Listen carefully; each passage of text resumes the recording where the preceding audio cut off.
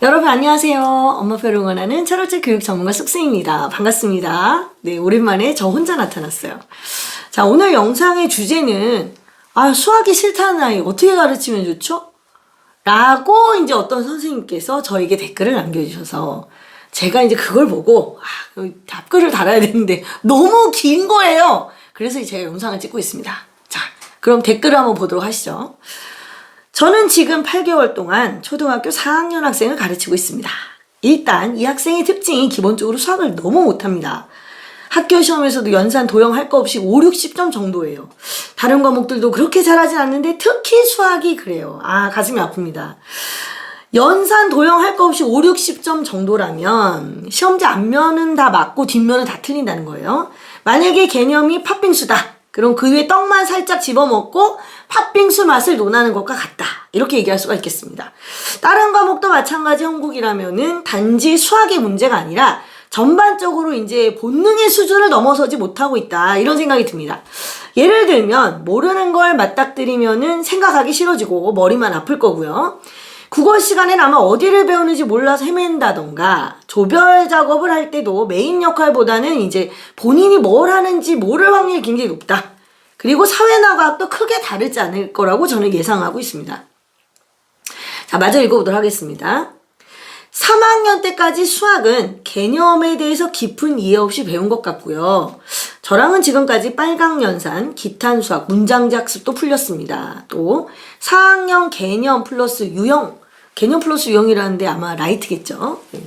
가끔 3학년 만점왕으로 부족한 개념 복습을 하는 식으로 했는데 조금 나아지다가 이제 정체기가 왔는지 애가 수학을 너무 하기 싫어하고 쉬운 문제도 아예 생각을 몇 번도 안 하고 포기하는 지경에까지 왔어요. 자, 제가 이 부분까지 좀 읽었을 때 좀 안타까웠습니다. 일단 기초가 없는 친구, 이거 총체적 난국이잖아요 지금. 네. 이런 기초가 없는 친구들은 연산책을 따로 풀거나 문장제 문제를 따로 풀어보는 게 사실 별 의미가 없어요. 그러니까 무슨 얘기냐면요. 일단 학교 수업이 전혀 이해가 가지 않는다는 건데 문제집만 풀면 소용이 없다는 거예요 이게. 이럴 때는 학교 교과서를 봐줘야 돼요. 수업 시간에 선생님이 뭐라고 하셨는지 물어보고 또 이해한 만큼 설명을 하게 하고 연산 문제집 대신에 익힘책을 풀려야 학교에서 얘가 어디부터 막혔는지를 확인을 할 수가 있습니다. 네. 연산 문제집만 지금 보면 두 권을 풀고 있어요. 뭐냐면 빨강연산하고 기탄연산 이렇게 두 개를 했고 개념 유형 라이트에 가끔 3학년 만점왕까지 했다. 그럼 애가 소화해야 될 문제집이 벌써 4권이야. 여기에 학교 교과서 익힘책까지. 그럼 얘 입장에서는 6권의 수학책의 홍수에서 8개월을 버텼다. 이렇게 볼 수가 있는 겁니다. 제가 볼 때는 애가 멀미가 나는 상황일 것 같아요. 애라 모르겠다 이거죠 이제. 웃어서 죄송해요. 근데 얘 상황이 그럴 것 같다는 얘기야 지금. 지금 해야 할 첫 번째 문제집 수를 과감하게 줄인다. 네. 부족한 개념 방학 때. 그러면 3학년 개념을 지금 하려고 하지 말고 그건 방학 때. 현재 학교에서 하는 거 안 되는 개념 걔를 먼저 해야 된다 이 소리입니다.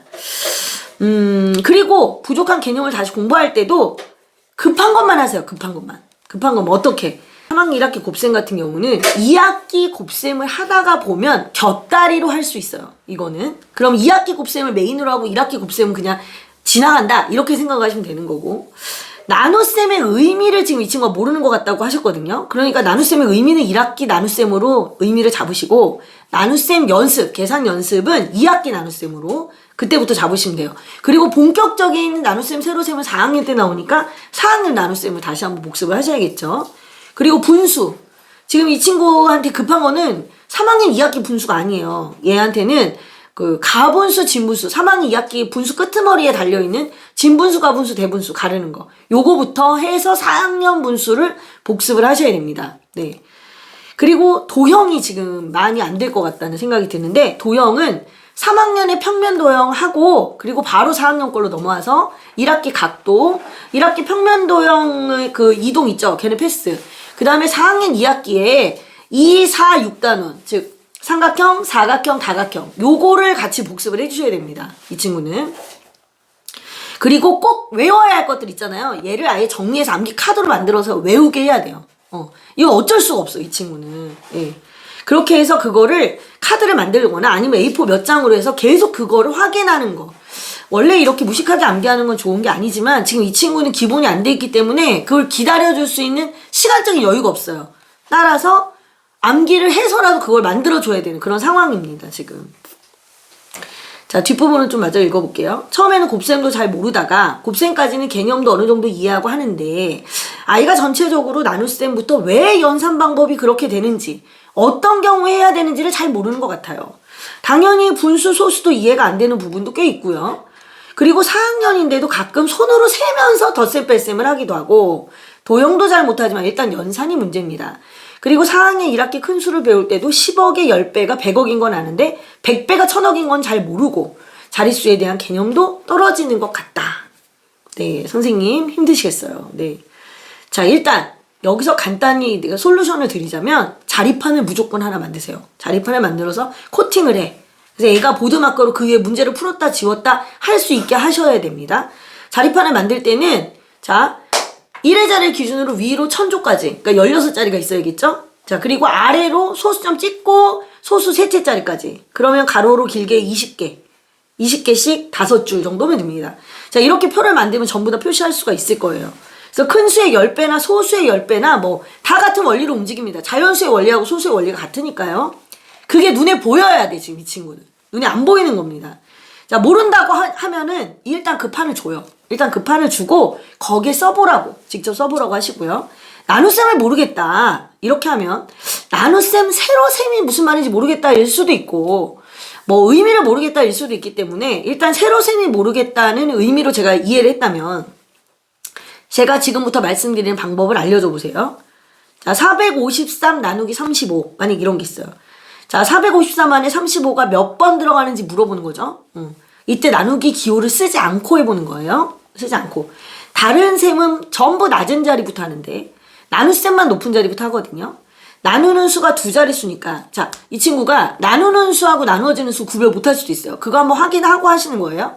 자, 앞에 두 자릿수부터 무조건 시작하는 거예요. 왜냐면 나누는 수가 두 자리니까. 자, 그래서 45 안에 35가 몇 번 들어갈까 확인합니다. 한 번이요. 그럼 1을 어디다 쓰지? 그 1을 쓰는 자리를 꼭 알려주세요.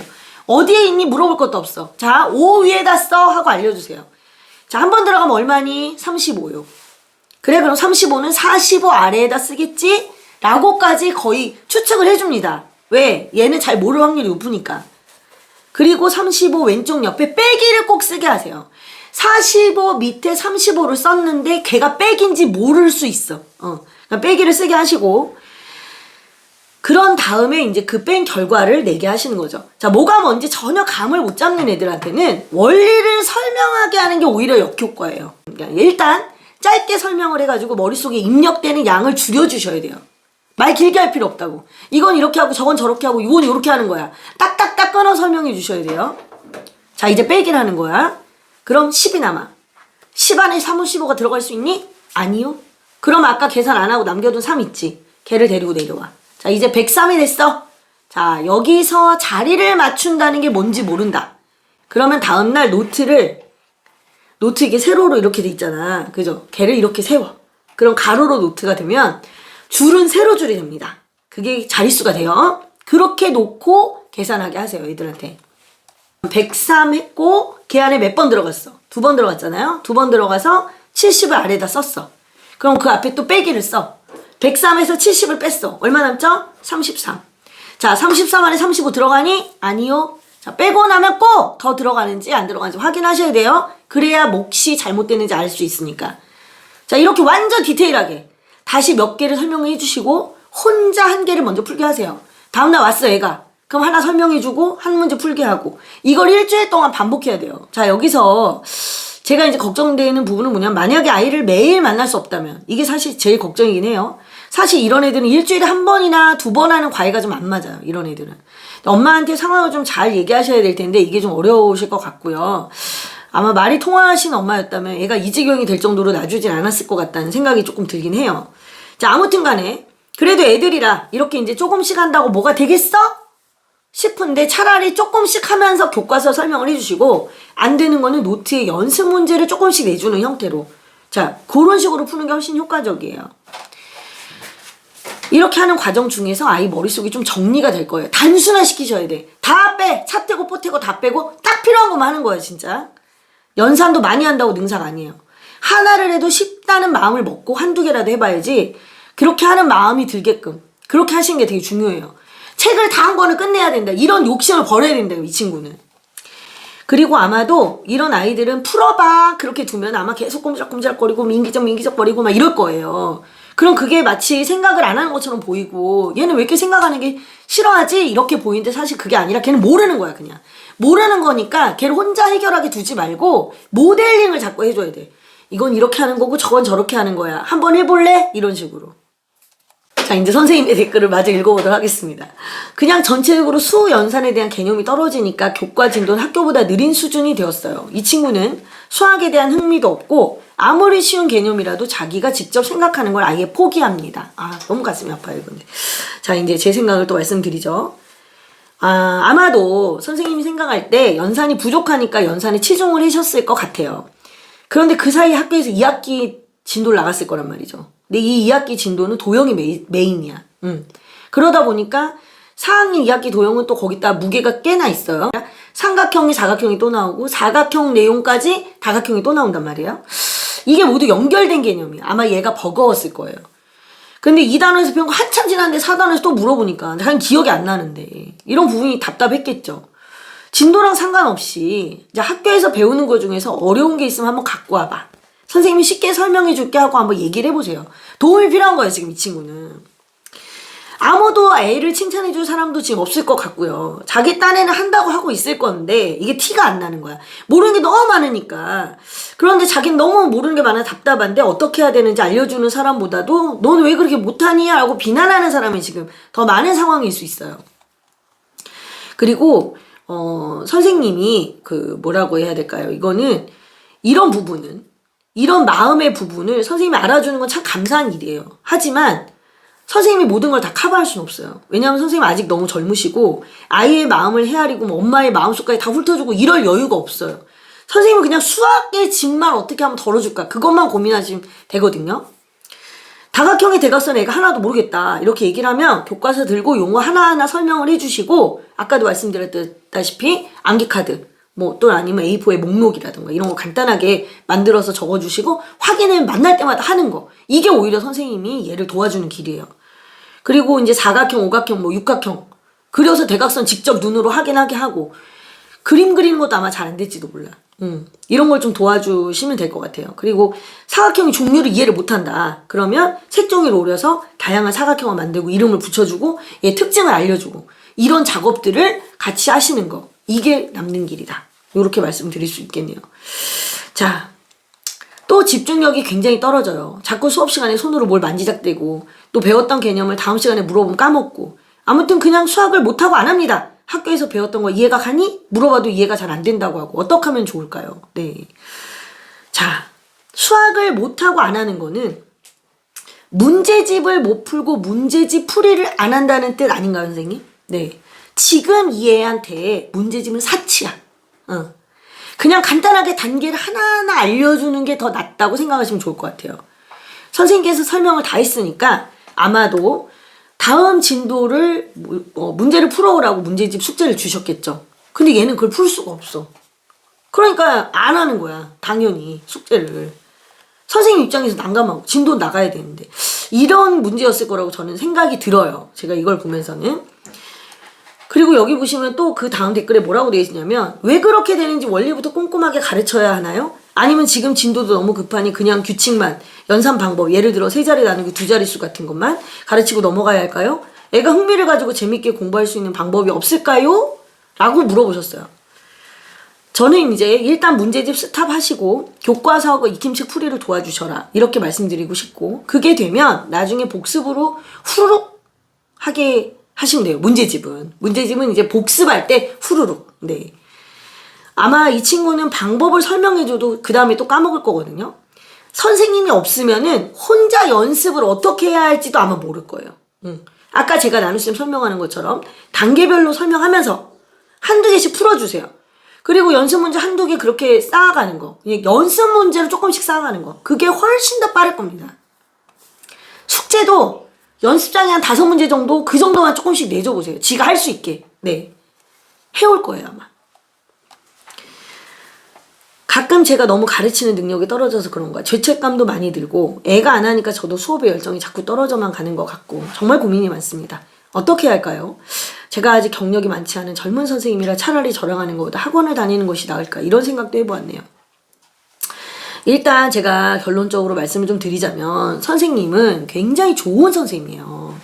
아이랑 잘해보고 싶고 이런저런 유튜브도 보고 공부도 하시면서 뭐 이렇게 상세하게 고민을 남겨주셨잖아요. 누구나 다 그렇진 않아요. 학습 능력이 떨어지는 애들을 가르치면 정말 5만 가지 생각이 다 들어요. 그런데 그건 선생님 잘못이 아닙니다. 아이의 잘못도 아니에요. 어릴 때 생각할 수 있는 힘을 기르는 것을 미처 못한 부모님의 탓도 일부 있습니다. 아이가 잘 들을 수 있게 귀를 훈련을 시켰어야 됐고 감정 표현을 잘할 수 있게 공감 능력을 좀 키워주는데 공을 들였어야 되는데 그런 걸 모르고 넘어가신 부모님의 탓도 있는 거죠. 네. 그런 거는 일상에서 배우는 거거든요. 어디 학원 가서 배울 수 없는 거거든요. 그런 거는. 그래도 애가 아직은 이제 겨우 4학년이에요. 아직은 희망의 끈을 버리면 안 됩니다. 앞으로 얼마든지 달라질 수 있어요. 그래서 선생님께서 좀 힘드시겠지만 엄마한테 애가 책을 좀 읽으면 좋을 것 같다고 이야기를 꼭 해주시고 뭐 아유 읽으라고 해도 안 읽어요 이러면은 뭐 더 이상 얘기할 게 없는 엄마고요. 책을 읽는 게 도움이 좀 될까요? 이런 반응을 좀 보이시면 학교에서 나오는 단어들이 좀 어려운지 교과 내용을 좀 이해를 못하는 것 같아요. 뭐 이런 정도로 이야기를 좀 해주시면 엄마가 뭐 담임 선생님하고 상담을 한번 해보시든 뭐 다른 방법을 찾아보시지 않을까 이런 생각이 드네요. 자, 앞으로의 수업 방향과 교재 등에 대해 조언을 구하고 싶습니다. 답장해 주시면 정말 감사하겠습니다. 라고 마무리를 지어주셨는데 오늘 제 얘기가 이제 선생님께 도움이 많이 되시길 바라고 수학이 싫다는 아이가 있는 부모님들께도 도움이 많이 되시길 바랍니다. 네, 오늘 영상을 여기서 마무리하도록 하겠습니다. 다음 시간에 뵙도록 할게요. 여러분 안녕히 계세요.